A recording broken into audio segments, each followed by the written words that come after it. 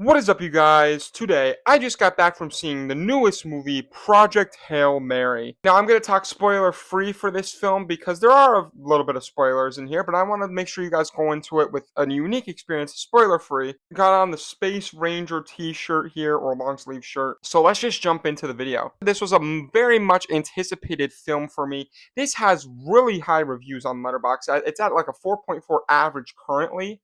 And I can understand why. Like, I was going into this movie super excited, but also curious as to why this movie is that way.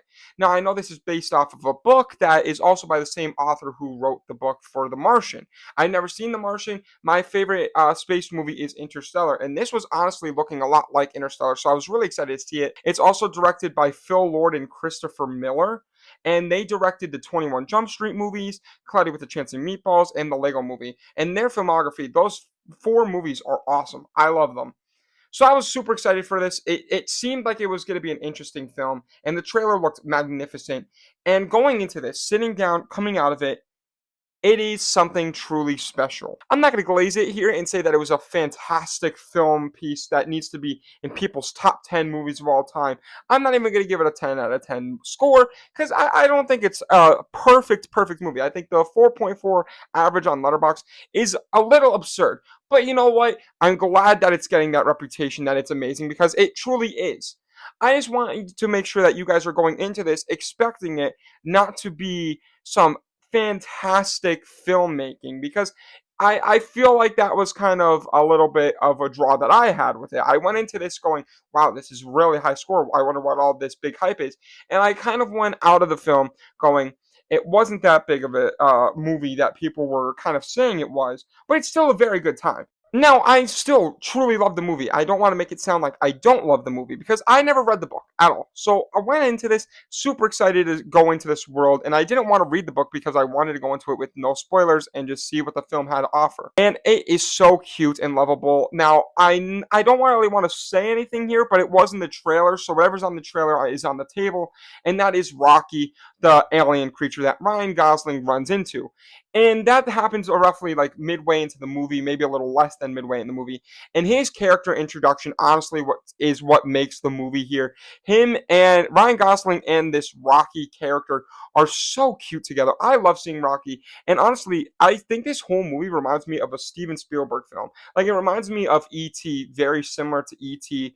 if E.T. met Interstellar. Like, this feels like the child version of Interstellar. Now, it's not a kid's movie because there's so many emotional parts in this film, but I feel like it's a movie that anyone can enjoy, all ages. There are tons of things in this film that are very much for adults, and then there's a lot of things that I feel like a lot of audiences can enjoy. Like, Rocky is a character that I feel like any type of person can enjoy. He honestly reminds me of like a Pixar character that just anyone can immediately grow attached to.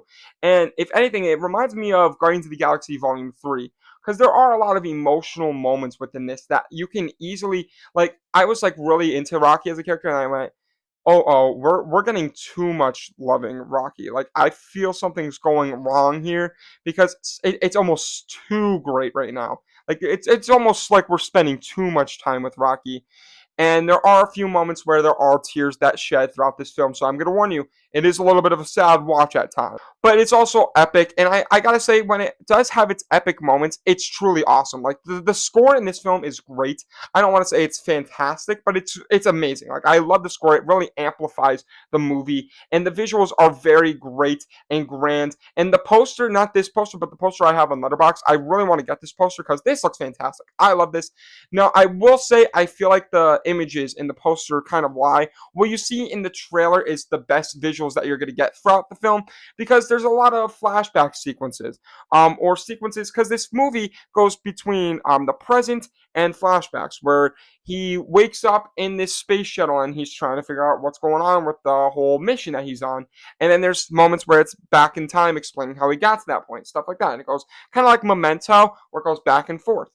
And I will say, when it goes back and forth, when it's in the spaceship and you're in space, it looks beautiful. When you're in the real world, it still looks great, but it looks like a generic movie. It doesn't look like anything fantastically filmed.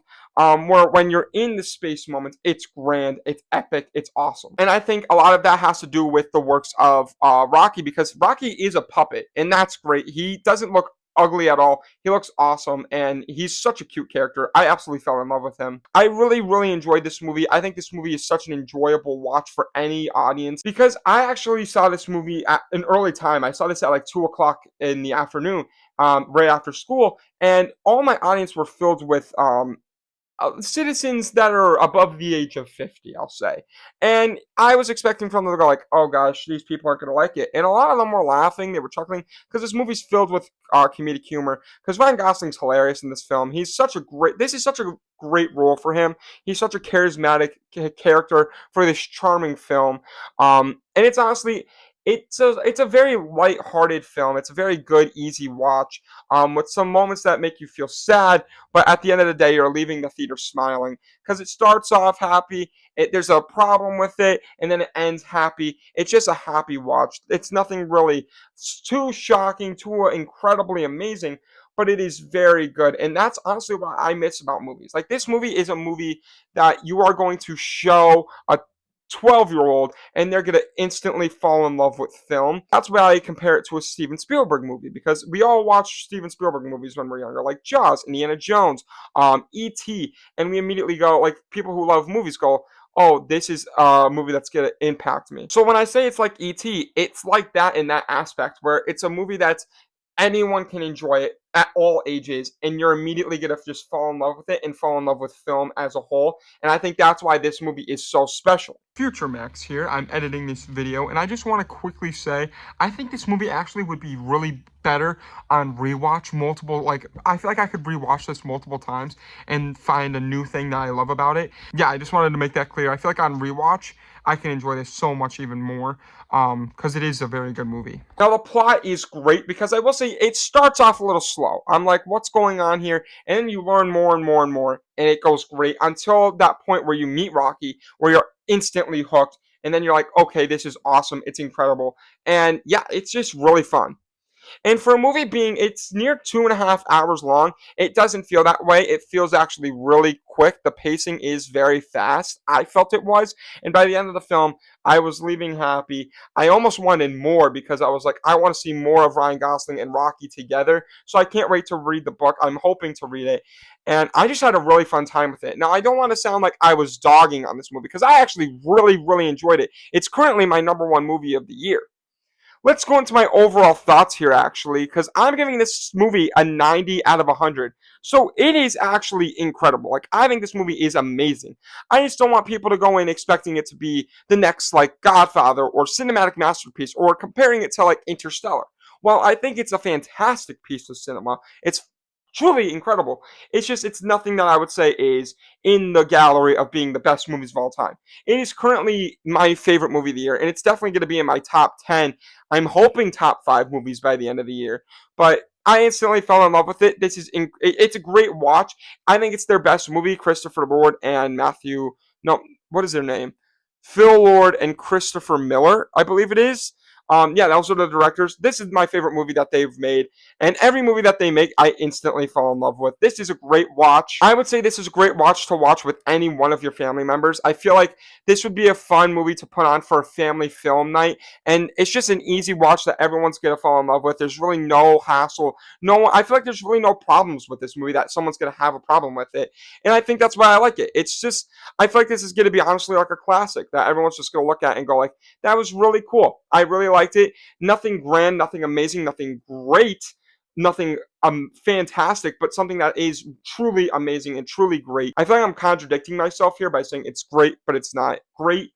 And I don't know really how to say that well, but I just wouldn't compare this to my 10 out of 10 films. But I would say it's a really solid 9 out of 10 film. Like, it's near perfect. So yeah, those are my thoughts on Project Hail Mary. I came out of it really enjoying it, really loving it, really falling in love with Rocky. I wish I would get more of Rocky. He's instantly one of my favorite characters to come out of this decade. So with all that being said, let me know what you guys thought on Project Hail Mary. And I feel like I'm being really harsh on this movie. I'm not. I love this movie. It's really awesome. So let me know what you guys think in the comments below. And yeah, with all that being said, make sure you like this video if you like it. If you really like it, make sure you subscribe. And if you want to see future videos like this, make sure you ring the bell in the description down below. And make sure you subscribe to the channel. With all that being said, movie nerd out.